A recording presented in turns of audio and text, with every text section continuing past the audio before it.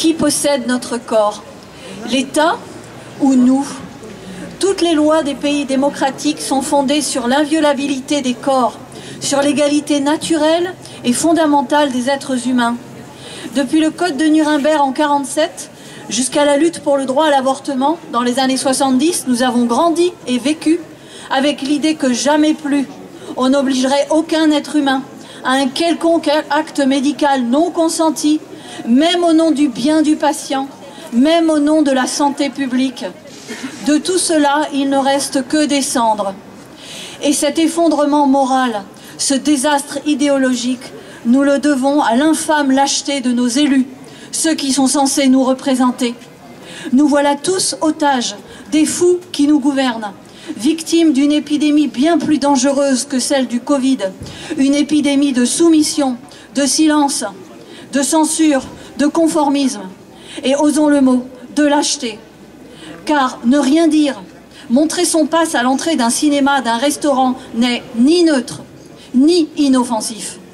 Quel que soit ce que vous pouvez dire pour vous justifier, votre geste valide la discrimination, cautionne la haine et vous enchaîne à toutes les mesures liberticides, les unes après les autres, du masque au test, au pass sanitaire, au pass vaccinal. À chaque fois que vous présentez votre passe, vous faites un choix moral, celui de vivre selon le principe de plaisir et de confort, ou celui de suivre les mots de Kennedy. Il n'existe aucun droit quand les droits d'un seul individu sont menacés. Dans quel âge sombre avons-nous basculé quand une majorité de la population bénéficie de tous les privilèges? Liberté de circulation, accès à la culture et aux loisirs, l'approbation de tous, gouvernement, médias, familles, alors qu'une minorité devrait avoir honte, se cacher et disparaître de la vie publique. Alors certes, c'est une liberté conditionnelle, soumise au nombre de doses décidées arbitrairement par une poignée de corrompus délirants. Mais peu importe, semble-t-il, pourvu qu'on ait l'ivresse d'être comme les autres, de se fondre dans la masse. Penser par soi-même, exercer son esprit critique, demander des preuves, exiger un débat scientifique est devenu un acte révolutionnaire. Résister au rouleau compresseur psychologique qui persuade les gens qu'il est juste et légitime d'abandonner ses droits, un acte dissident et dangereux. Les insultes sont normalisées, institutionnalisées au plus haut de l'État, à commencer par le sinistre psychopathe dont on taira le nom par simple décence. Sommes-nous encore des citoyens ou sommes-nous devenus des sujets d'un monarque fantasque et malveillant? Si vous cherchez la vérité, prenez le contre-pied de tout ce qui vous est dit. Faites confiance à votre instinct.